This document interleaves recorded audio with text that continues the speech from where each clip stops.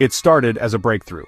A team of radio astronomers detected a repeating signal from deep space. At first it was dismissed as background noise, just another pulsar, another distant cosmic event. But something was different about this one. The signal was structured, it followed a pattern, almost like language. For months, scientists worked to decode it, believing it might be the first proof of extraterrestrial intelligence. The world held its breath. Some were excited, others terrified. But the real terror hadn't begun yet, because when the signal was finally translated, it wasn't a message. It was a command. And the moment we understood it, something changed.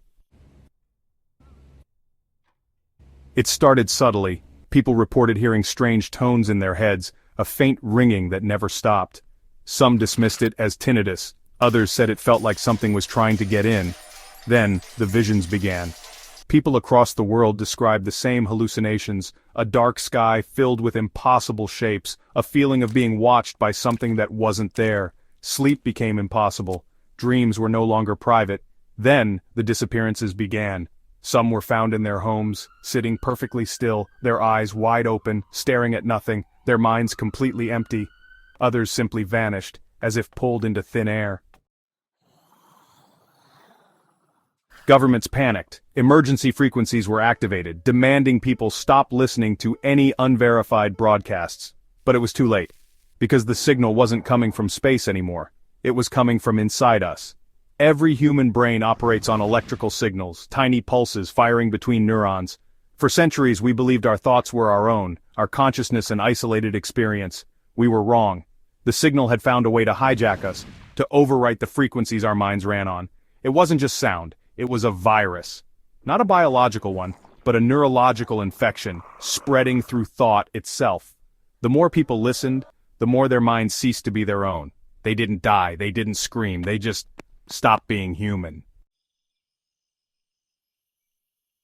I haven't slept in 3 days. I can still hear it. That faint hum, like a whisper just beneath the edge of my thoughts. At first I thought it was my imagination. Then I saw my neighbor just standing in his yard, not moving, not blinking, just listening. I waved at him, but he didn't respond. When I got closer I saw his mouth slightly open, his lips moving, but he wasn't speaking. I locked my doors that night, but it didn't matter. Because I could hear them outside, not walking, not talking, just standing, listening. I turned off every screen, every speaker, but it didn't stop. I started hearing it in my own head. The moment I realized it wasn't coming from outside anymore, that's when I knew. I don't know how much longer I can resist. I don't know if anyone is even still out there. I want to run, but I don't know where to go. I don't even know if I am still me.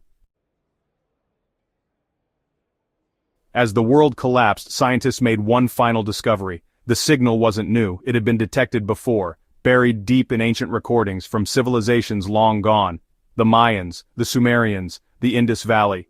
They had heard it too, and then, they disappeared. The final message sent before Earth fell silent was short. The signal is not from them, it is from here. It has always been here.